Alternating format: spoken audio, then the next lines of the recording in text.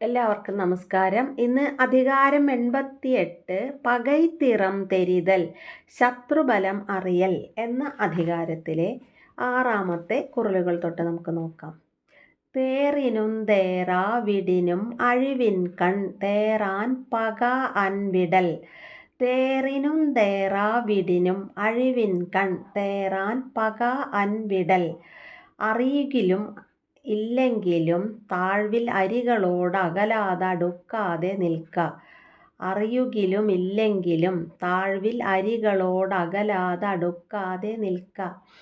തേറിനും എന്ന് പറഞ്ഞാൽ അറിഞ്ഞാലും, തേറാവിടിനും അറിയാതിരുന്നാലും, അഴിവിൻകൺ തനിക്കൊരിടത്ത് വീഴ്ചയുണ്ടാകുമ്പോൾ, തേറാൻ ഒഴിവാക്കാതെയും, പക അൻ അടുക്കാതെയും, വിടൽ നടുനിലയിൽ കൊള്ളുക എന്നാണ് ഉദ്ദേശിക്കുന്നത്. ശത്രുവിൻ്റെ നിലപാട് എന്തെന്ന് വ്യക്തമായി അറിയാമെങ്കിലും ഇല്ലെങ്കിലും ദുർഘടസ്ഥിതി വന്നുപെടുമ്പോൾ ശത്രുവിനോട് അധികം അകലാതെയും അധികം അടുക്കാതെയും നടുനിലയിൽ കഴിയുന്നതാണ് ബുദ്ധി എന്നാണ് ഈ കുറലിൻ്റെ അർത്ഥം.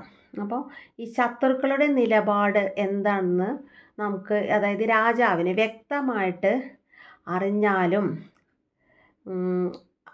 ഒരു ദുർഘടസ്ഥിതി വരുമ്പോൾ ശത്രുവിനോട് അധികം അകലാതെയും എന്നാൽ അത്ര അടുക്കാതെയും ഒരു മധ്യത്തിൽ നിൽക്കുന്നതാണ് ബുദ്ധി എന്നാണ് പറയണത്. നോവറുക നൊന്തതറിയാർക്കു മേവറുക മെന്മൈ പകൈവർ അകത്തു. നോവറുക നൊന്തതറിയാർക്കു മേവറുക മെന്മൈ പകൈവർ അകത്തു. അറിയാത്ത തോഴരോടോതായിക തൻ ദുഃഖം അവശതകൾ ശത്രുക്കളോടും. അറിയാത്ത തോഴരോടോതായിക തൻ ദുഃഖം അവശതകൾ ശത്രുക്കളോടും. നൊന്തത് തൻ്റെ ദുഃഖാനുഭവങ്ങൾ അറിയാർക്ക് സ്വയമേവ അറിയാത്തവരായിട്ടുള്ള സ്നേഹിതരോട്. നോവറുക താനായിട്ട് സങ്കടം പറഞ്ഞ് അറിയിക്കേണ്ടതില്ല. മെന്മൈ ബലഹീനതകൾ പ്രയാസങ്ങളൊക്കെ. പകൈവർ അകത്തു ശത്രുക്കളോട്, തരം പാർത്തിരിക്കുന്ന ശത്രുക്കളോട്. മേവറുക അറിയിക്കാതിരിക്കുക. തനിക്കുണ്ടാകുന്ന നിസ്സഹായാവസ്ഥയും ദുഃഖവും കണ്ടോ കേട്ടോ സ്വയം അറിഞ്ഞ് സഹായിക്കാൻ മുതിരാത്ത സുഹൃത്തുക്കളോട് അതൊന്നും പറഞ്ഞ് അറിയിക്കേണ്ട ആവശ്യമില്ല. പറയുന്നത് കൊണ്ട് പ്രത്യേകിച്ച് വിശേഷം ഒന്നും ഉണ്ടാവാനുമില്ല. അതുപോലെ തൻ്റെ ബലഹീനതകളെക്കുറിച്ചും പ്രയാസങ്ങളെക്കുറിച്ചും ഒന്നും യാതൊരു കാരണവശാലും ശത്രുക്കളോടും പറഞ്ഞുകൂടാ. അത് വിപരീത ഫലമേ ഉണ്ടാക്കൂ എന്നാണ് പറയുന്നത്. അപ്പോൾ ഒരാളുടെ നിസ്സഹായാവസ്ഥയും ദുഃഖമൊക്കെ കേട്ടറിയുക, ഈ വഴികളിലൂടെ ഒന്നും മനസ്സിലാക്കാത്ത സ്നേഹിതരോട് അതിനെക്കുറിച്ച് വിശദീകരിക്കാൻ പോകേണ്ട ആവശ്യമില്ല. അങ്ങനെ വിശദീകരിച്ച് പറഞ്ഞാൽ പോലും അതുകൊണ്ട് പ്രത്യേകിച്ചൊരു കാര്യവും ഉപകാരവും നമുക്കുണ്ടാവില്ല. അതുപോലെ തന്നെ ബലഹീനതകളെക്കുറിച്ചും പ്രയാസങ്ങളെക്കുറിച്ചൊന്നും ഒരു കാരണവശാലും ശത്രുക്കളോട് പറയരുത്. അതും നമുക്ക് ദോഷമേ ഉണ്ടാക്കൂ. വകൈയറിന്തു തറു ചെയ്തു തറു കാപ്പമായും പകൈവർക്കൺ പട്ട ചെരുക്കു. വകൈയറിന്തു തറു ചെയ്തു തറു കാപ്പമായും പകൈവർക്കൺ പട്ട ചെരുക്കു. നിഷ്ഠയോടു കർമ്മങ്ങൾ ചെയ്തു കാത്തിടുകിൽ കെട്ടുപോം അരിവൈരമെല്ലാം. നിഷ്ഠയോടു കർമ്മങ്ങൾ ചെയ്തു കാത്തിടുകിൽ കെട്ടുപോം അരിവൈരമെല്ലാം. വകൈയറിന്തു താൻ ചെയ്യേണ്ടതായ കർത്തവ്യങ്ങളുടെ പ്രസക്തി മനസ്സിലാക്കി. തറു ചെയ്തു നിഷ്ഠയോടെ നിർവഹിച്ച്.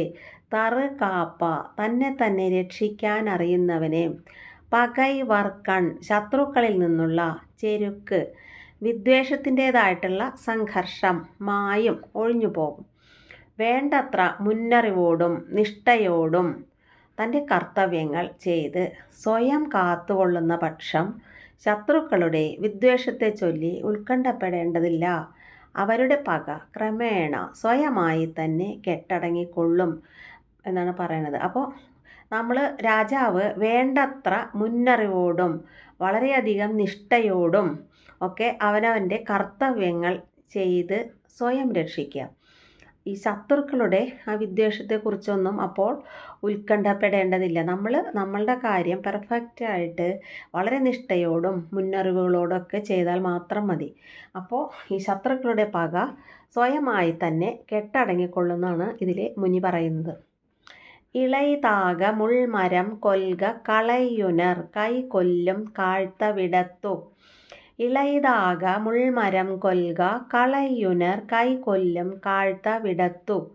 മുളയിലെ നുള്ളുക മുൾമരം മുറ്റിയാൽ കളയുമതു കൈയിനെ തന്നെ. മുളയിലെ നുള്ളുക മുൾമരം മുറ്റിയാൽ കളയുമതു കൈയിനെ തന്നെ. ഇളൈതാക മുളയിലെ തന്നെ, കൊൽക നശിപ്പിച്ച് കളയുക, കാഴ്ത്തവിടത്തു മുറ്റിക്കഴിഞ്ഞതിന് ശേഷം, കളയുനർ അത് കളയാൻ നോക്കുന്നവൻ്റെ, കൈ എന്ന് പറഞ്ഞാൽ കൈ തന്നെ, കൊല്ലും നശിപ്പിക്കും.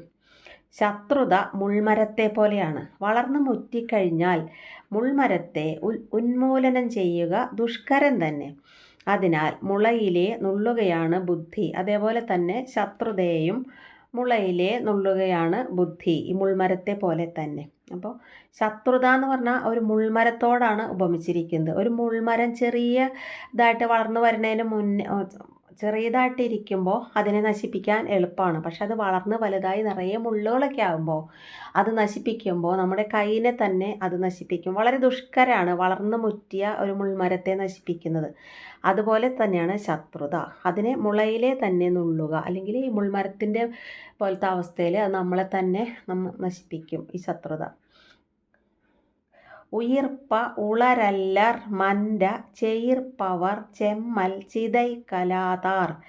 ഉയിർപ്പ ഉളരല്ലർ മൻര ചെയിർപ്പവർ ചെമ്മൽ ചിതൈ കലാതാർ. ശ്വാസമുള്ളോളവും വാഴില്ലരികൾ തൻ ത്രാസം ചതച്ചടക്കാത്തോർ. ശ്വാസമുള്ളോളവും വാഴില്ലരികൾ തൻ ത്രാസം ചതച്ചടക്കാത്തോർ. ചെയിർപ്പവർ തങ്ങളോട് ശത്രുത പുലർത്തുന്നവരുടെ, ചെമ്മൽ ദർപ്പത്തെ, ചിതൈക്കലാതാർ തകർത്തടക്കാൻ കഴിയാത്തവർ. ഉയിർപ്പ ജീവിക്കേണ്ട കാലമത്രയും, മൻര നിശ്ചയമായും, ഉളരല്ലർ ഇരുന്നു എന്ന് വരില്ല. ശത്രുക്കളുടെ ദർപ്പത്തിൻ്റേതായിട്ടുള്ള തുടിപ്പ് യഥാസമയം തകർത്ത് അടക്കാത്തവർക്ക് വിധിച്ചിട്ടുള്ള കാലം മുഴുവൻ ജീവിക്കാൻ കഴിഞ്ഞു എന്ന് വരുന്നതല്ല. അപ്പോൾ ശത്രുക്കളുടെ അഹങ്കാരത്തെ അതാത് സമയത്ത് നശിപ്പിക്കാതെ ഉള്ള രാജാക്കന്മാർക്കും സാധാരണ ആൾക്കാർക്കൊക്കെ വിധിച്ചിട്ടുള്ള അവരുടെ ആയുസ് മുഴുവൻ ജീവിക്കാൻ കഴിഞ്ഞു എന്ന് വരില്ല എന്നാണ് പറയുന്നത്. ഇവരുടെ അഹങ്കാരം തന്നെ,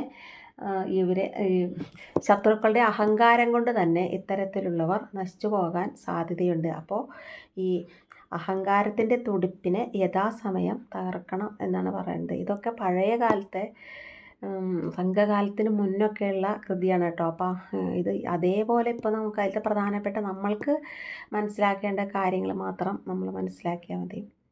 അപ്പോൾ ആ അധികാരം കഴിഞ്ഞു. നാളെ അധികാരം 89 ഉൾപ്പക എന്നുള്ള അതിനെക്കുറിച്ച് നമുക്ക് നാളെ നോക്കാം.